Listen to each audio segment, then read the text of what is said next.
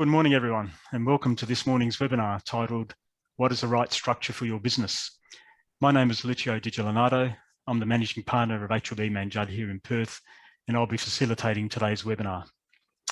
We have a really good number of participants in today's webinar, which I think relates to the topic being presented, but also I think an indication that webinars continue to be popular amongst our client base. Having said that, our live events program has commenced again in a post-COVID era. At least I hope it's a post-COVID era, and we love to hold these live events in our office.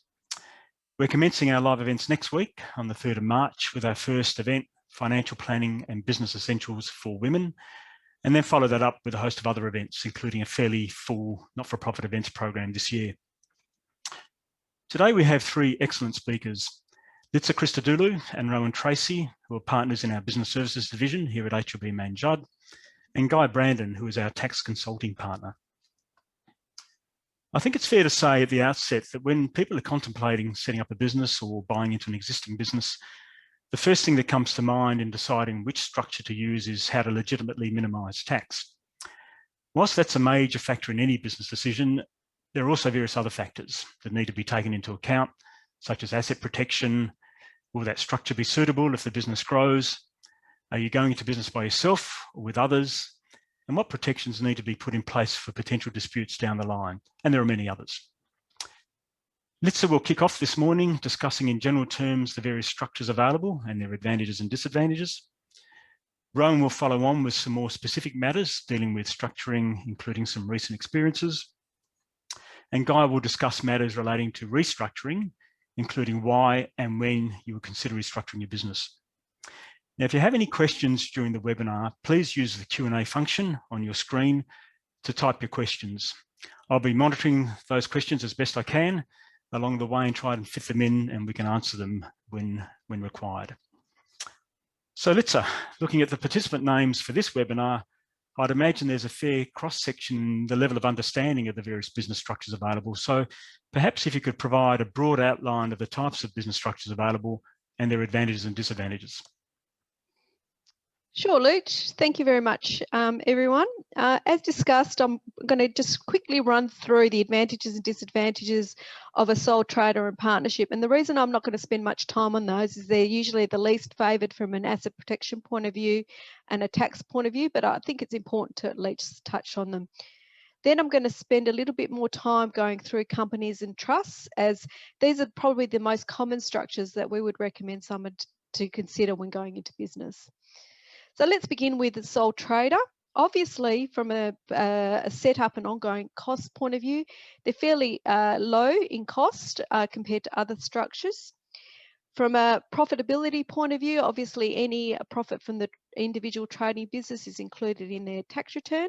So obviously, if you want to work less, your income is less. If you want to work hard, your income would be higher. And from a decision-making point of view, it's easy. You just have to ask yourself as to what you want to do. Disadvantages, obviously, there's no ability to generally to income split, and therefore you could potentially be paying more tax. From a borrowing capacity, if you want to go and borrow a piece of equipment, it's you're limited to the amount that you can borrow based on your own financial position. And from an asset protection point of view, if you own all your investments and your family home is in the name, they could be exposed. Growth is also very hard if you're running a business because you're operating it by yourself, and the business life is subject to the life of the owner and the health of the owner. So unless you sell the business, you know, it's not going to progress. You won't be able to gain anything. From a partnership point of view, so businesses that operate in partnerships don't pay tax in their own names. So each partner includes a profit of the business in his or own personal income tax return. So that means the business isn't taxed separately. Again, like a sole trader, they're quite easy to establish. And from a raising of capital point of view, obviously there's more people that can bring money into the business, so it's easier to raise capital. And managerial skills, if you don't have the managerial skills, one of the other partners might have the managerial skills, and there's also a wider pool of knowledge, skills and contacts effectively the more partners you have. The biggest drawback in a partnership is that the partners are joint and severally liable for each other's actions.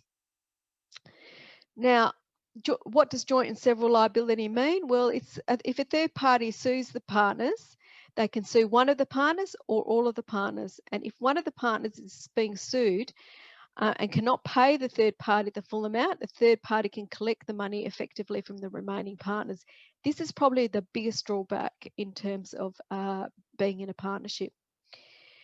So in terms of the business itself, obviously, if the business has debts and obligations and the business can't pay its business debts back, then creditors can also attack the personal assets of the partners. One of the most difficult things is the transition of partners in and out. Generally speaking, you need to have unanimous consent of the partnership to enter and leave a partnership, and they could become unstable as well, because if one party is disgruntled, and then it has the impact of the business. The other issue is if someone dies, that's also a potential problem. So they're the things that we look at in terms of structuring if you're a partnership and sole trader. So they're not usually what we recommend for people to go into. So I'm now going to go quickly through companies, and I think it's safe to say that companies are probably the most understood structure out of all the structures that I'm talking about today.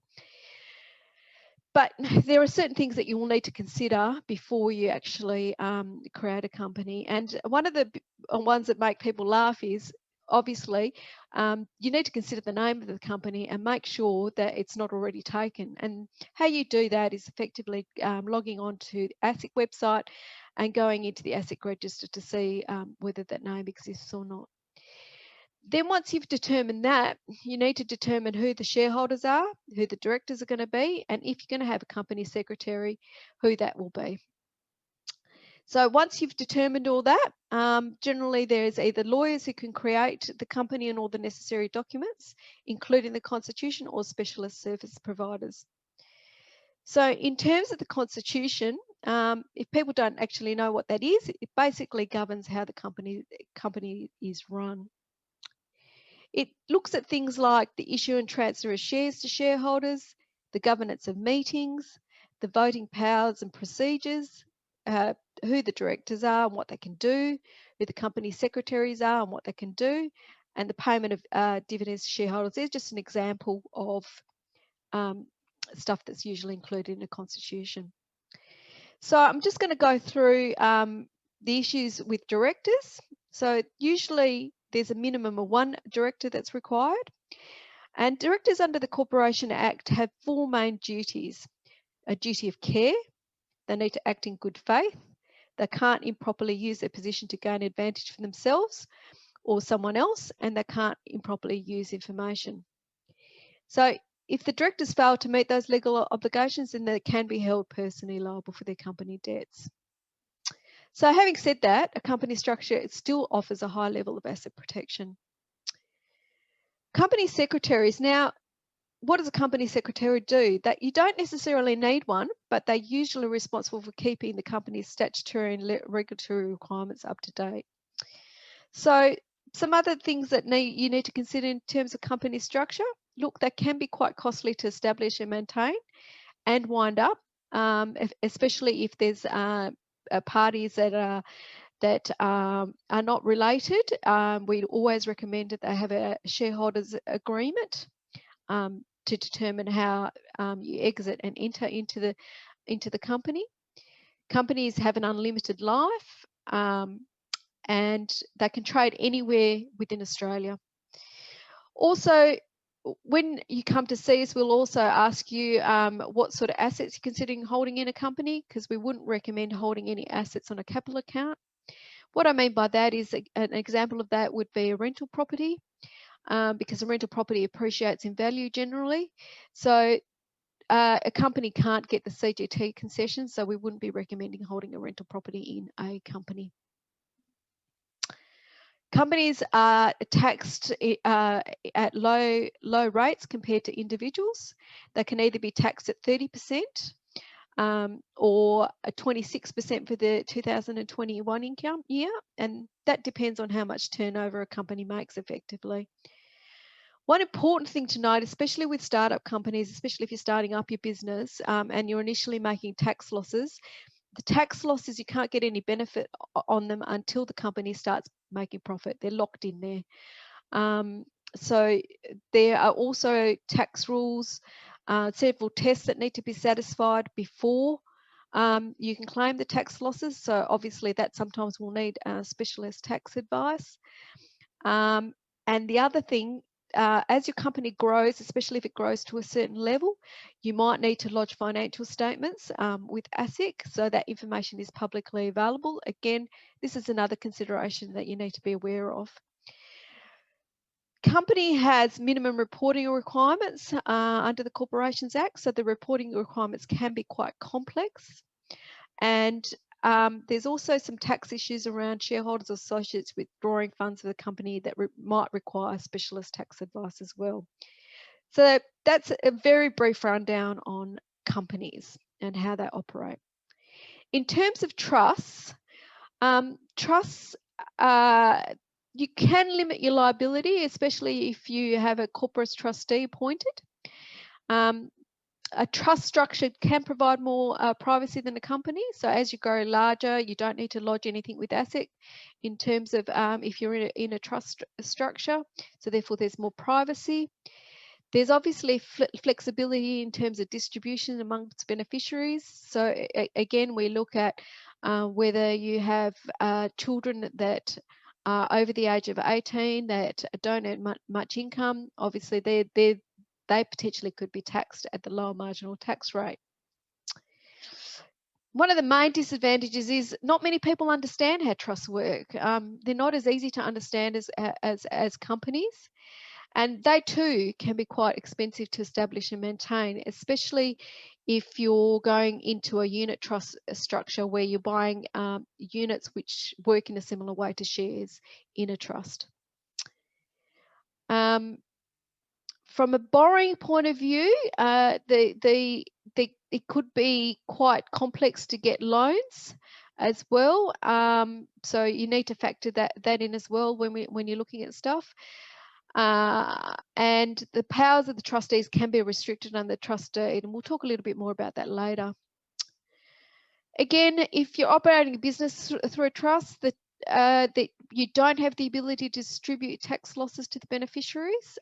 So they're effectively locked in again until the company makes a profit. And the trust lost tests to claim them back are probably more complex than for a company. Because people don't understand how they work, it's also very, very difficult to attract investors. So you've also got to be mindful of that. And trust has a limited life, and I'm going to speak a little bit about that later on. So a company lasts forever, a trust has a limited life. So what is a trust? A trust is not a separate legal entity. And what I mean by that is that it's basically a relationship which exists, for example, when person A holds property for the benefit of person B. So A is known as the trustee in this case and is the legal owner of the property, which is held in trust with beneficiary B. So as I said, you can either have a company as a trustee or an individual as a trustee. And I mentioned previously that if you're doing something potentially risky, then we'd probably recommend a company to operate as a trustee. So there are a lot of types of trusts, but the four most common ones are discretionary family trusts, unit trusts and fixed trusts, hybrid trusts, and testamentary trusts. Testamentary trusts are those trusts that are created under a will. I'm not going to focus on the last three. I'm basically just going to focus on the most common one, which is a discretionary trust. So For a discretionary trust, it's similar to a company. Its constitution, it has to have a trust deed. And a trust deed is a legal document that sets out how you establish a trust and how you operate a trust. So what does a trust deed actually need? Well, first and foremost, you need a settlor. And the settlor is a person responsible for setting up the trust, for naming the beneficiaries, for naming the trustee, and if there is one, for naming the appointer. And what we say in this particular instance, that the settlor should not be a beneficiary of the trust, and generally it's someone that's completely unrelated. In terms of the trustee, they are the people or the entity that administers the trust. And they carry out all the transactions in relation to the trust. Now, beneficiaries, they're important to get them right up front. So obviously the beneficiaries are the people. It can be a person, can be a trust, can be a company, who benefit from the trust when the trust is created and is administered. Beneficiaries can either be primary beneficiaries, who are usually named in the trust deed, or general beneficiaries who are often not named individually. Now, examples of general beneficiaries are future children, current children, grandchildren, and other relatives of primary beneficiaries. Appointors. Now, many trusts, not all, have an appointer, but this is probably the most important role in relation to a trust. And the reason for that is the appointer is the one that has the ultimate power to appoint and remove the trustee. So we often recommend that recommend for asset protection purposes that the appointer is obviously someone who doesn't have many assets. Unlike a company, a trust doesn't last forever. As I said previously as a disadvantage, it can only last for a maximum of 80 years. So in certain circumstances, the trust is taxed in itself, or the trustee is taxed in this particular instance, where no income is distributed to the beneficiaries. So it's important that every year the trustee actually gets together to determine who the income is going to be distributed to. So we actually contact all our clients in relation to that have discretionary trusts at the end of close to the end of each financial year, so that we can make sure that a distribution minute is done. And then obviously once we determine the trust income, then the income's distributed to the beneficiaries based on the resolution that's been created, and they're taxed at the marginal tax rate. So I've got to say that is a very, very brief summary of how different structures work. There is a lot more complexities, and we always recommend that before you start any venture that you speak to us to determine what's the most appropriate structure. Thanks, Litsa. It might have been a broad outline, but I think you've hit the nail on the head because there are no questions. I'll remind everyone, if you do have any questions, to use the Q&A function, type out your questions and we'll ask the presenters. Thanks again, Litsa. We'll now delve into some more specific matters dealing with structures. So Rowan, what are some of the first things that people tend to think about when it comes to structuring their business? Yeah, thanks, Luch. Good morning, everyone. I suppose in my experience, people generally think about tax and tax-related issues when the word structuring is mentioned. Now, someone that predominantly works in tax, I know how important managing taxes are to businesses and business owners, and how everyone, including myself, hates paying the tax man. However, there are a number of areas that need to be considered when deciding on how to structure your business, not just the taxation side. It really is quite important to understand that there's no one-size-fits-all approach to structuring of the business. Whilst there may be some commonalities among comparable businesses, the appropriate structure for one person's business may not necessarily be appropriate for another for any number of reasons. I think structuring should be a tailored approach to the specific needs of the individual or the client, and factor in potentially a broad range of complex personal and business circumstances. So Rowan, are you finding that clients these days you're dealing with are more sophisticated in their knowledge of the potential business structuring alternatives?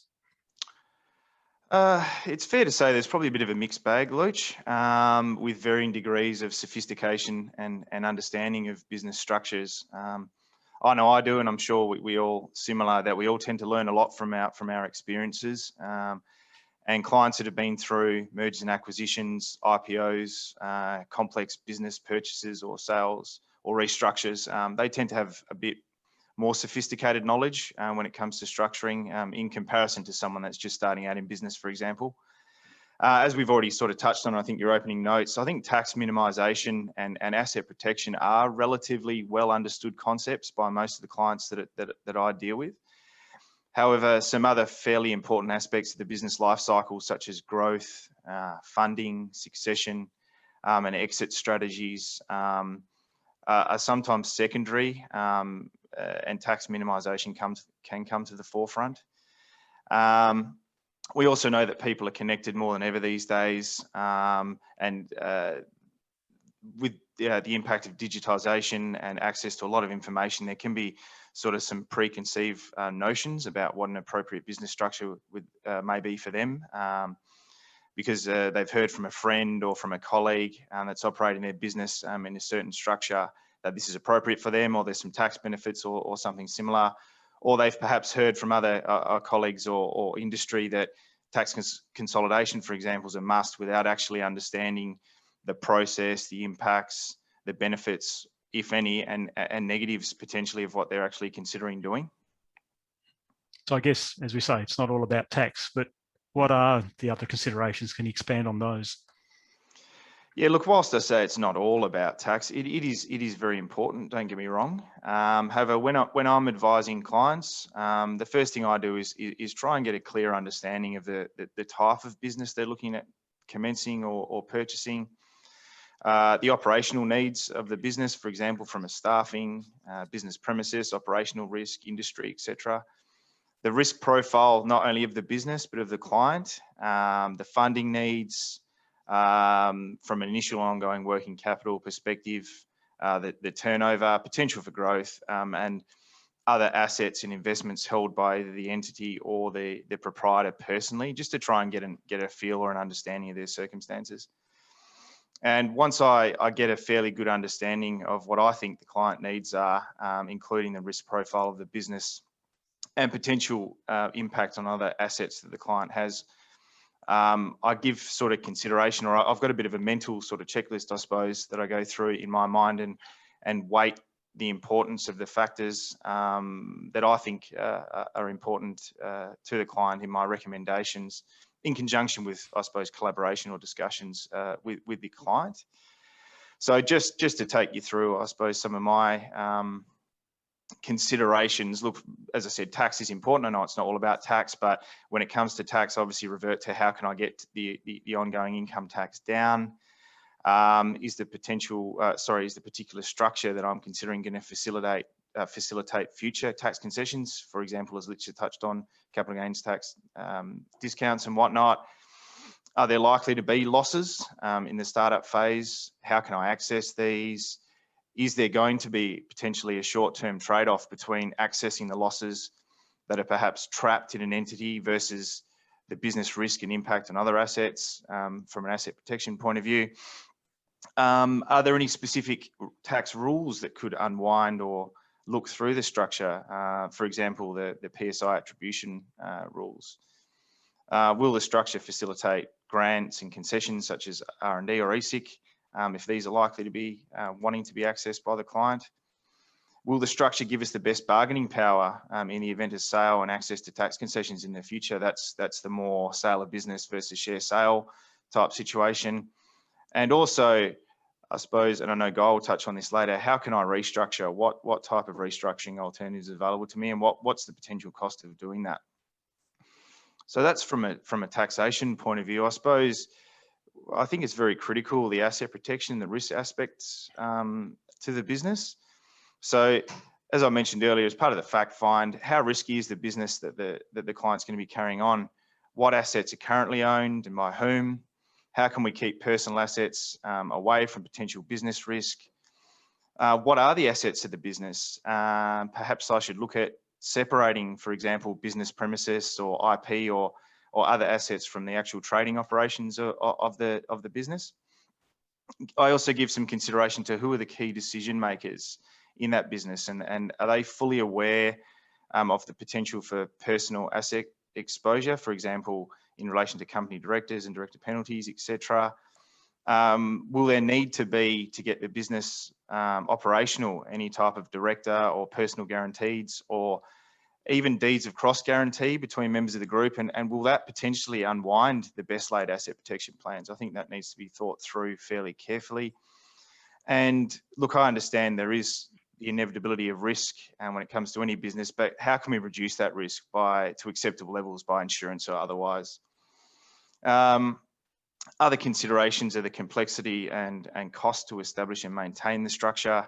I think whilst elaborate structures involving multiple companies and trusts may offer, I suppose, perfect scenarios for some clients, but they can be put off by the cost of establishment and maintenance there.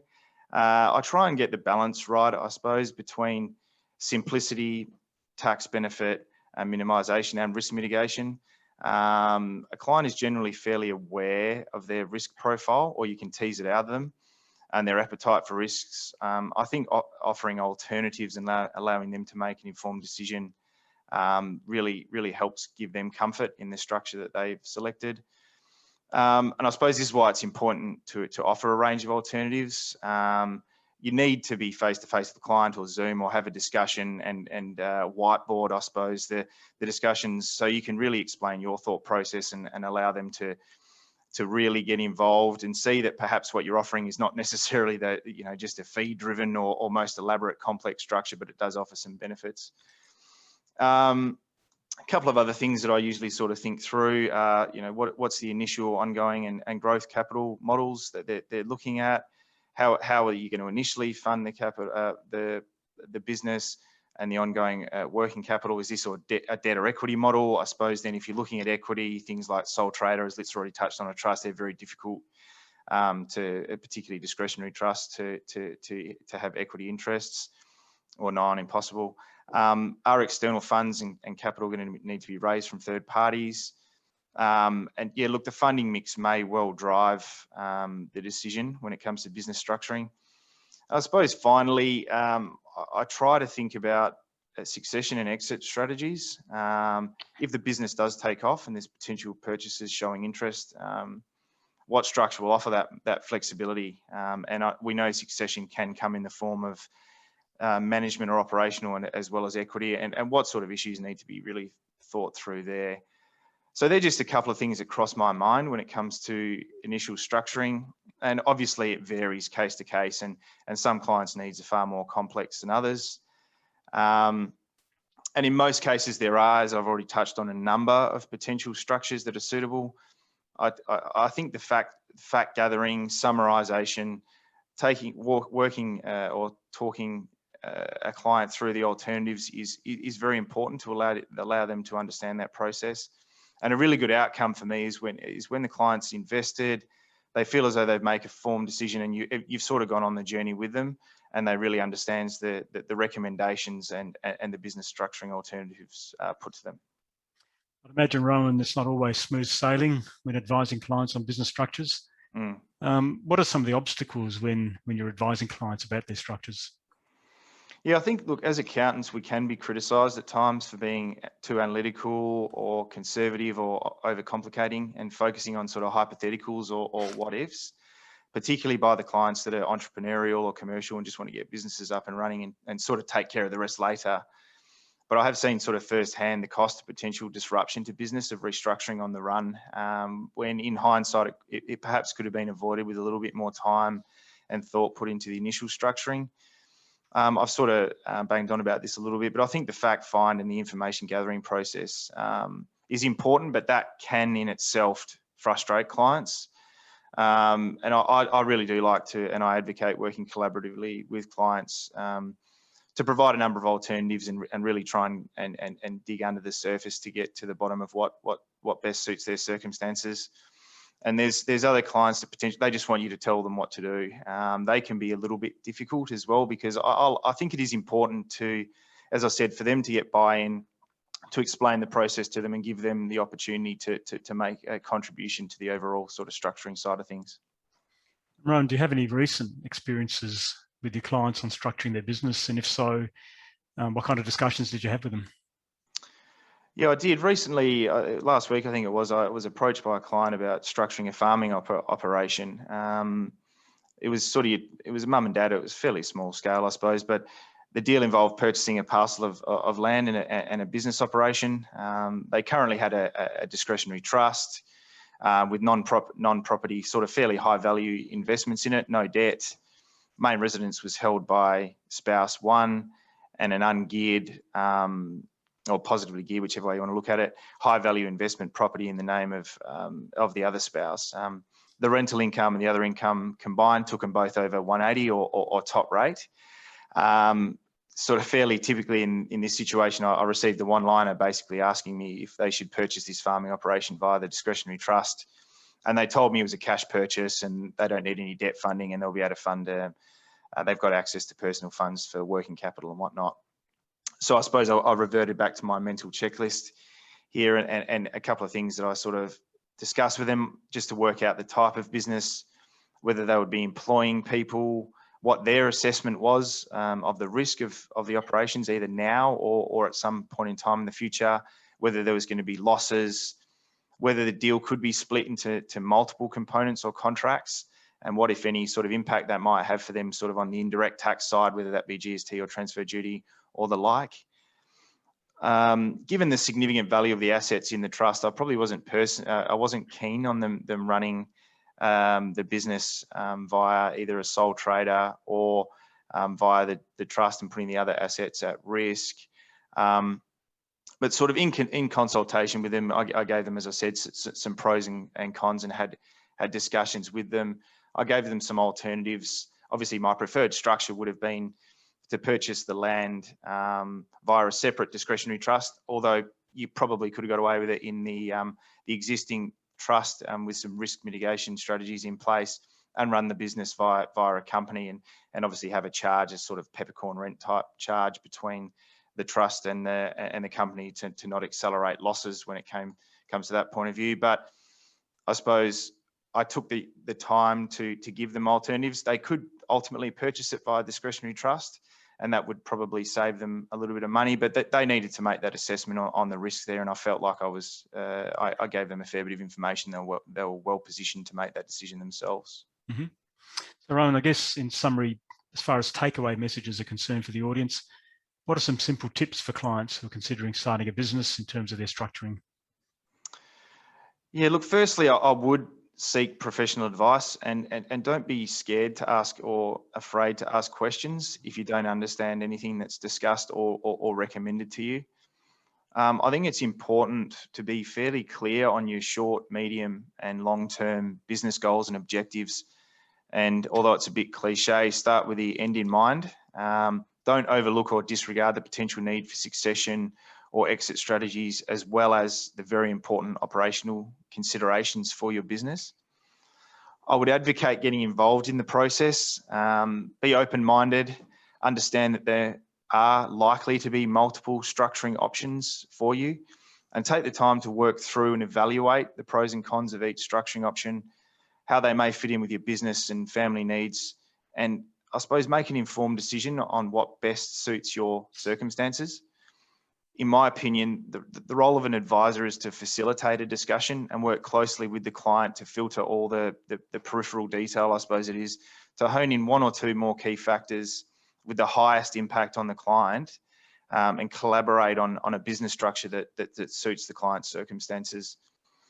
Try your best, although we are sort of cost sensitive, all of us. Don't let the cost of establishment and maintenance overly influence your decision-making process, particularly where a slightly more costly structure may offer a lot more flexibility, risk reduction and asset protection.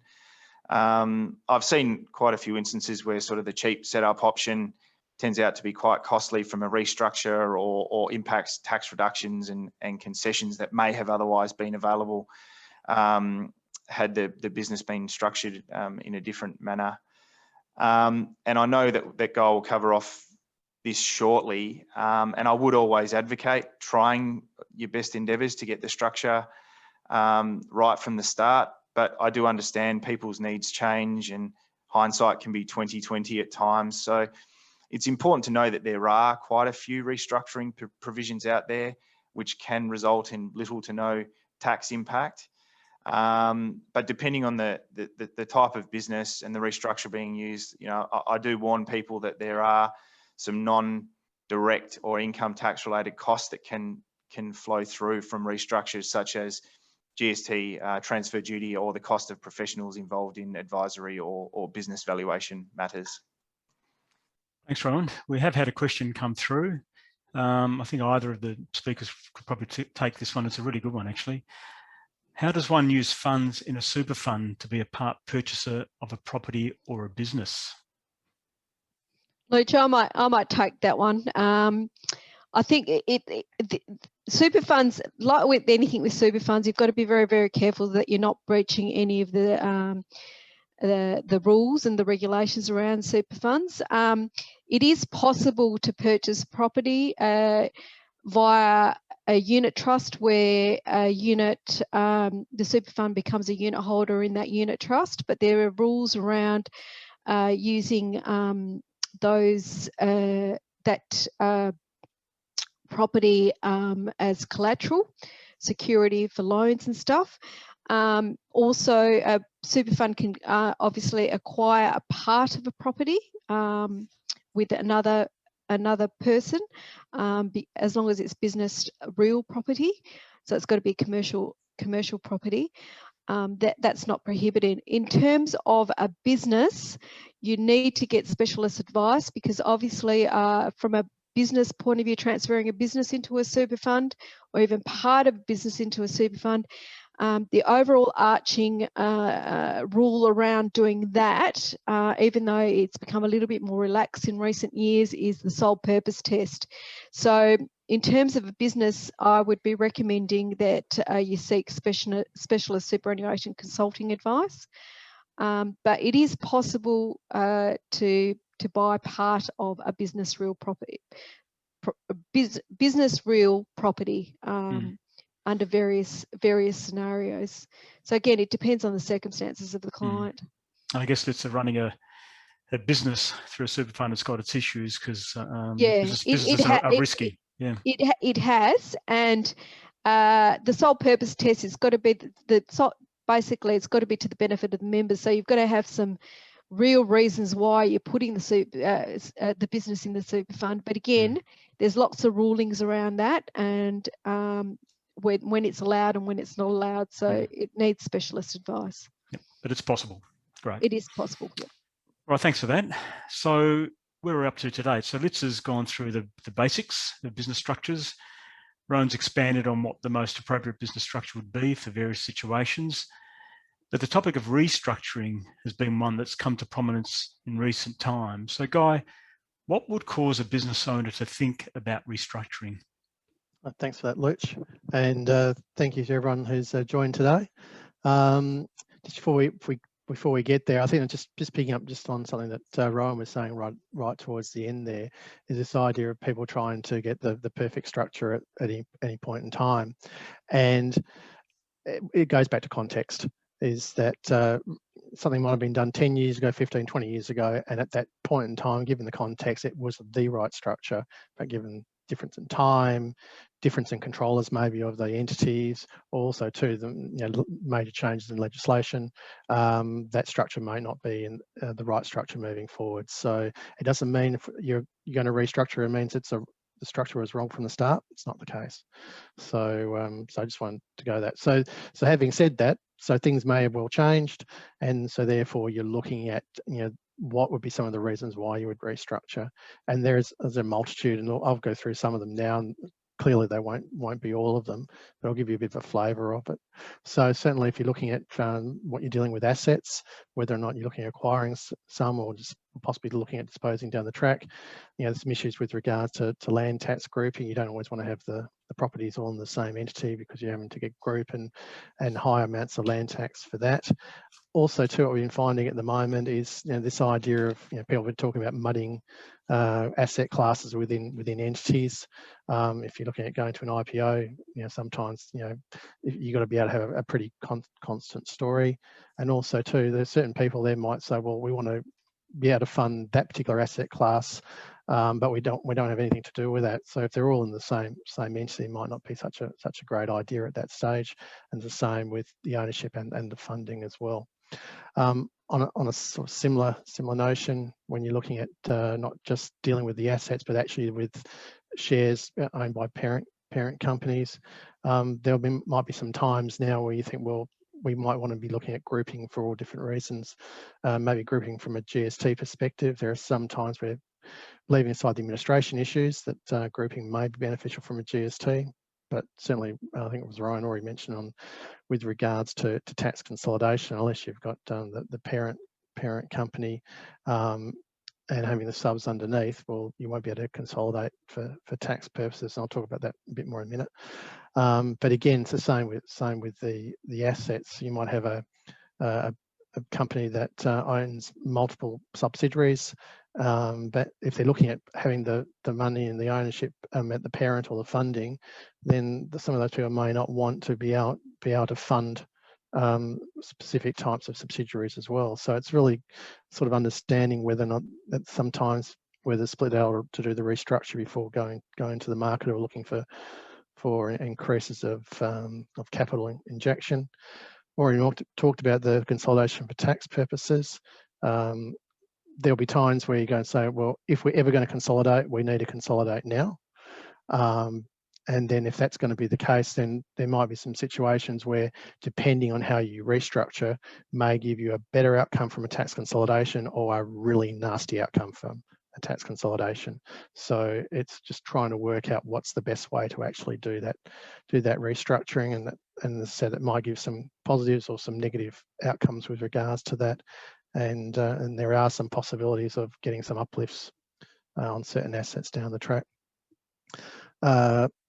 Losses already mentioned, tax losses and capital losses, depending on whether or not there's a view of trying to get a better access to them. There might be opportunities to restructure, whether or not the ownership, but still having the ability to pass the continuum of ownership test, or maybe there might be some different assets in there, but bearing in mind how the business continuity test, if that's have to be relied on, how that's dealt with. Improving asset protection, it's already been mentioned, it's such a huge issue. But having said that, you can have all the asset protection in the world. If you have personal guarantees, well, that's going to be a problem. Bringing in new equity holders and succession planning. I mean, there's always a discussion with regards to the next group coming through, and that might not necessarily be the family. It might be management buyouts, etc. Also, too, there might be marital breakdown, and this is one of the areas that you always have to ask the difficult questions. And there's been times where we've restructured, and under the restructuring, if we know that there's a potential down the track to say, well, let's take it to actually look at the spouses as being separate entities rather than being a family. I mean, that's been a hard conversation, but sometimes that has actually worked well. So, difficulty in obtaining capital was discussions earlier with Litsa with regards to trusts, and that if you're looking at discretionary trusts, it's hard to get capital coming in, but you've got more ability with the unit trusts.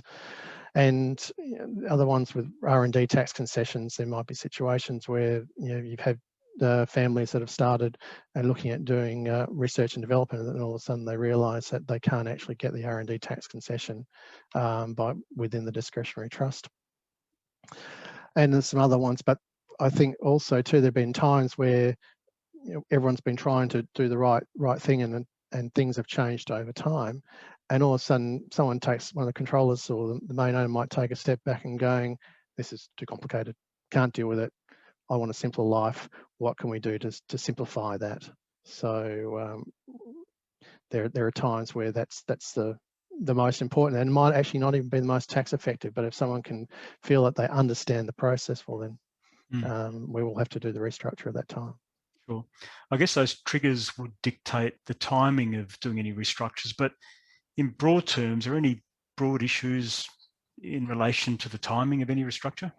Yep. I remember there was because we have the, for people who know our offices, we have the papers in the reception area there, and we're going to it. And I think one day, all of a sudden, we saw something in the business news, and unfortunately, someone who was a main player in a big business had passed away unexpectedly. And all of a sudden, there's this idea of, well, what are we going to do now, and what's the structure going to be like, and what's the business going to be like? That's where we don't want to be. Is really, you want to be able to always be in the planning phase, whether or not it's part of your normal corporate governance, that you are trying to always looking at, are we in the right structure? And that might be, you might do it once every 3 months or 6 months, depending on where you are in the business cycle, or it might be once a year and once in every couple of years. So it's very much always has to be in the back of the mind. But you mentioned about the planning of the trigger points. Well, there'll be times where it's got to be ASAP, and the idea of someone's come up with, well, we can give you an offer which you can't refuse, but we don't like how you're structured, and if you want us to give a lot of money, then we want you to go and restructure. So there are times where the restructuring has to be done as soon as possible, and we've had situations where, even though it's cost money to do the restructuring, the deal on the other side was well worth it. So we do what we need to do. Then there'll be other times, depending, it might be we want to get the deal done before 30th of June, and I'm talking about for June year ends. Other businesses might have substitute accounting periods, maybe December year end, but let's just say June for the examples. We might want to get the restructuring done prior to the end of June, especially if we're trying to use losses, or maybe crystallising some of those losses, being mindful of some of the washing issues with regards to losses in Part 4A, which always got to be mindful of the integrity and the general anti-avoidance provisions there. Otherwise, it might tip over to the next day, 1st of July or 1st of January for December year ends, where you want to be able to be in a position to delay the tax as long as possible. And if you do it 1st of July, depending on when your taxes have to be paid, you might be 20 to 22 months before you actually have to physically pay the tax. Other times it's just, when is it practical? I mean, it might be that you're running the business so hard, you need a structure, but when am I going to do it? So when you've actually got that time and brain power to be able to deal with it, so it could be just when it's practicable. And then there's some other times, I mean, here's sort of things happening in a shorter period of time, but as I said earlier, it's always in the back of your mind. But there's some times where you're going, actually, the medium to the long term, we need to actually plan for that. So certainly we've already mentioned with regards to consolidations for tax purposes, there might be benefits of looking at doing the restructuring, planning for it, but that might happen 4 or 5 years out, because there's certain provisions within that tax consolidation area there where, especially from a losses perspective, is that you've got to be mindful of the injection of capital and the available fraction test. So it might be that we deal with that in a future period, and then it might be 5 to 10 years, and that may well be as part of the the overall succession planning, whether or not it's from the family or the management buyout, or getting yourself organised. You think, I can run that hard for that long. I want to try and get taken out by someone, go either IPO or someone over in, say, the US or somewhere like that, especially for some of the medical people. So we put a time frame on that. Sure. Well, let's get specific, Guy. How would someone actually go about the actual restructuring process itself? Well, Rowan's already taken my the way I would normally start is go to the whiteboard and see he's got his whiteboard behind him, and that's what I would normally do. Normally I'm not in my study at home. Normally at the office with a couple of whiteboards going. For me, it's I know it sounds a bit funny, but it's the way I actually start the process. It's just the way I get my brain into gear, and also too, just gives you a bit of an opportunity to, especially with the clients, when you can sit down with them and look at all the broad issues, and it might take a few hours, it might take a day, but it'll be able to say, well, what are all the potential issues, and then some of them you can say, look, we just knock them straight out.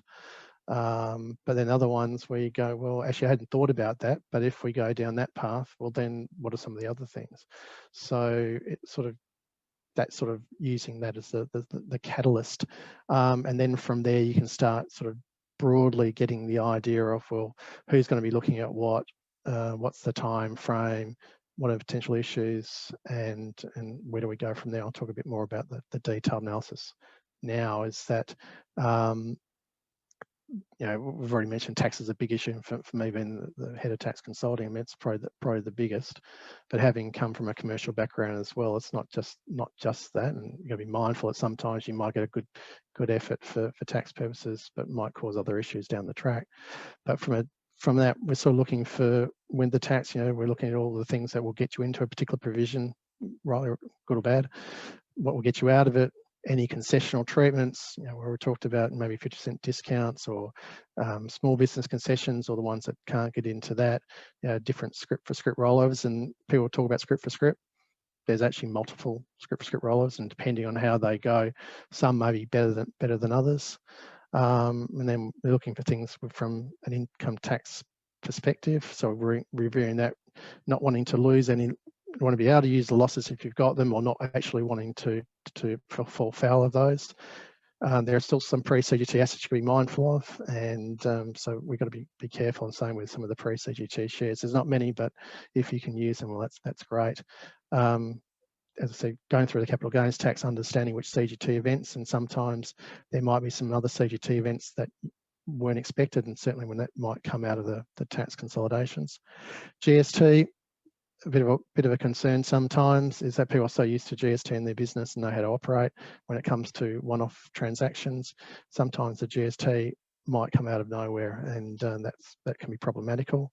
And they're sort of, you know, the federal issues, but then you're looking at the state issues as well. You know, transfer duty, landholder duty, payroll tax, and grouping, and depending if you're restructuring, something you might have been able to stay away from being grouped from payroll tax perspective, get caught up, because there is one area where the Commissioner of State Revenue doesn't have the ability to give that discretion. So you've got to be mindful if that's going to cause problems there. And land tax, and we already mentioned it right at the start, as you're trying to avoid that aggregation of lands. And as part of that, you've got to be mindful of who that you need to talk to. I mean, you're talking to us or other key advisors, financiers. You know, if you want to get right to the end of doing the development, all of a sudden the financiers say, well, this is not going to work, or you haven't got enough security, or don't like this, well, keep them in the loop. Insurance brokers, you don't want to be doing something that might cause greater risk to the owners or to the directors.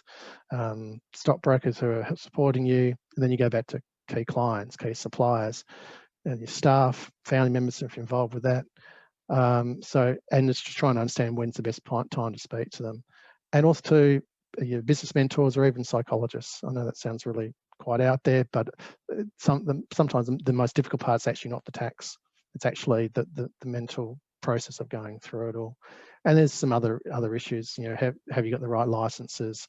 And the administration, like sometimes the administration who actually do these things is quite a lot, and having to restructure and dealing with employees. So it's just making sure that you're across those situations there. But that's just a bit of a flavour of it. Sure. God, we've got 6 or 7 minutes to go. They say time flies when you're having fun. It certainly does fly. So we've got 6 or 7 minutes to go of the allotted time. And just in that time, I know you've come across a lot of issues when assisting clients with their restructuring in the past. I know I've been involved with some of them, so I know it can get quite tricky. Yep. Do you have any tips and traps from your experience in restructuring? I try to avoid the trips. The trips. I try to avoid them. Especially at the moment. Yeah, that's okay. Yeah, there's none of them, and I'll go through, as you said, we're almost there, so I'll go through them relatively quickly. Always keeping your accounts up to date. If someone wants to do a deal quickly, sometimes the slowest thing can be actually keeping those right up, so always making sure they're up to date. To get these things through quickly, have everyone available as much as possible. It's a lot easier now with Zoom. In the better days is that if you're actually together, is actually trying to get people in the room rather than just having an email war. Issues with delay. I mean, there'll be times where you're actually looking at the advice and say, right, this is the advice that we want now, but the actual process takes so long for whatever reasons, and either the advice is no longer relevant, or worse still, as the valuations that we dealt with there are not the same now, and that could actually cause a number of problems there. And valuations in themselves actually are problematical, and from a federal and state taxation issues, that's one of the things where they're really looking at. Confidentiality and Privacy Act matters, who's the right people to talk to and at the right time, and being mindful of that. Making sure all your documentation's up to date. I mean, how many times we see that the secretarial volumes are not up to date, or the necessary information's in there, and those things take forever to get sorted out. Dealing in multiple states, you might be understand WA, but if you're dealing with the East Coast, how does that work with different laws, and not just transfer duty and landhold duty? They might have other things, other licenses you've got to be mindful of. Matching the documentation. You might have the deal, we might have structured on the whiteboard at the start, come up with a deal, everyone's on board, and then something happens in translation, and when we get actually to the almost the pointy end of the sale documents, they don't quite match. So being mindful that everyone's in the loop and got the right version all the way through. Don't be narrow in your focus. You want to make sure that you are thinking of a particular issue, and then how does that impact everything else. Administration, where I talked about beforehand. There'll be times where it might be a fantastic restructure, but overall the costs involved to implement it may not give you a material benefit. So if you want to do a restructure and have all the risks involved, you've got to make sure that you have, get a material benefit out of all this. Be mindful of family trust elections, interposed anti-elections. That might be great for families, but then if you're trying to sell them outside, there's a problem there.